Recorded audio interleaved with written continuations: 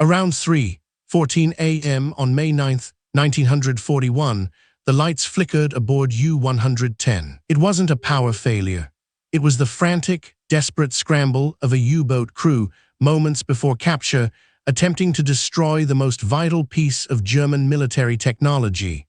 This wasn't just any machine, it was the Enigma. Everyone thinks the Enigma was an unbreakable code machine, a masterpiece of German engineering. They're wrong, not exactly.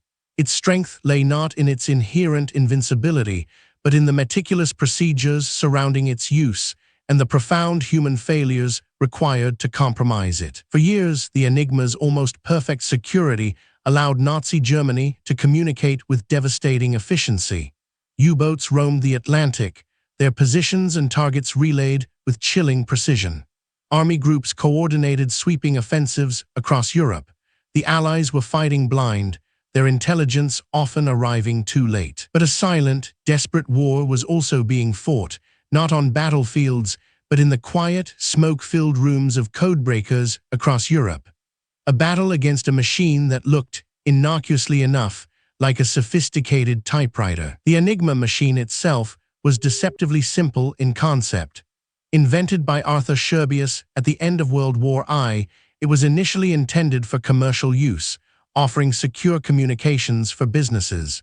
It used a series of rotating wheels, or rotors, to encrypt messages. Each rotor had 26 electrical contacts on either side, representing the letters of the alphabet. When a key was pressed, an electrical current flowed through a scrambler unit formed by these rotors, then reflected back, illuminating a different letter on a lampboard. The magic and the complexity came from the rotors advancing after each key press. Like the odometer in a car, the first rotor would turn, then the second, then the third, creating a constantly shifting cryptographic key.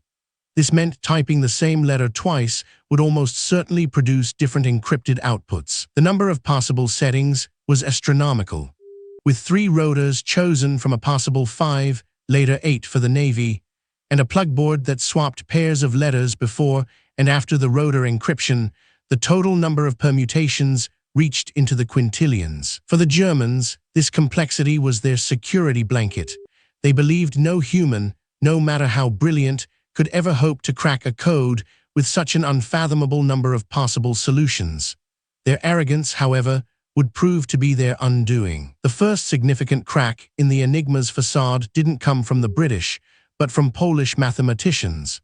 As early as the 1930s, Marian Rejewski, Henryk Zygalski, and Jerzy Rosiecki, working for the Polish Cipher Bureau, made astonishing breakthroughs. They exploited German operational errors, such as the repeated use of a 3-letter message key at the beginning of each transmission.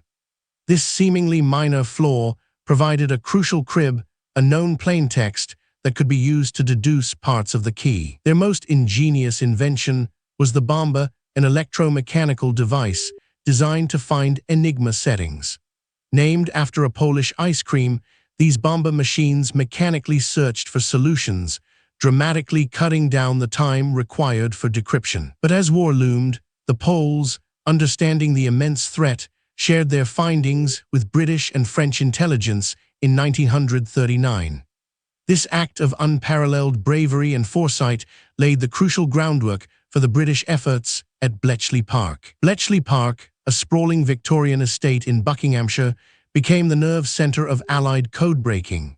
Here, a diverse team of mathematicians, linguists, chess champions, and crossword enthusiasts, led by figures like Alan Turing, continued the relentless assault on Enigma. Turing, with his formidable intellect, refined the Polish bomba, creating the bomb, a far more advanced electromechanical machine.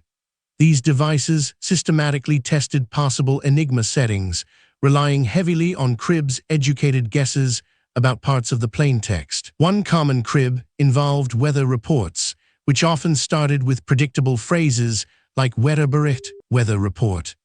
Another was the regular no enemy contact message from U-boats, or even the signature Heil Hitler at the end of German messages. The work was painstaking, often frustrating, but the stakes couldn't have been higher. Every decrypted message, every ultra-intercept, provided invaluable intelligence.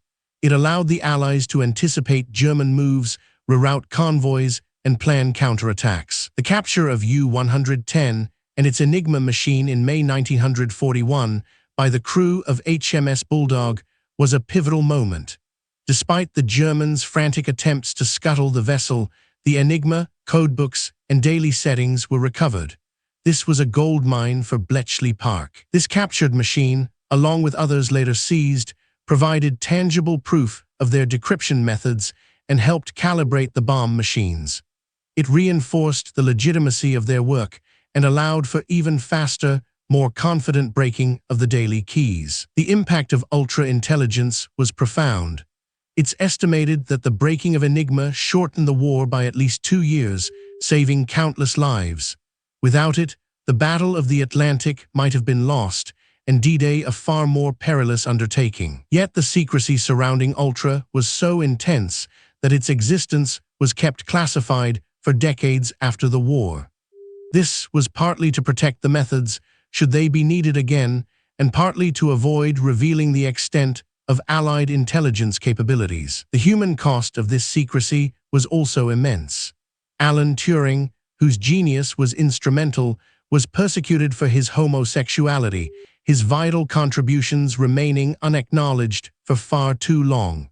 A tragic testament to societal prejudices of the era. Today, the Enigma machine stands as a symbol of both human ingenuity and folly. A machine designed for impenetrable secrecy, ultimately undone by a combination of human error, brilliant minds, and unwavering determination.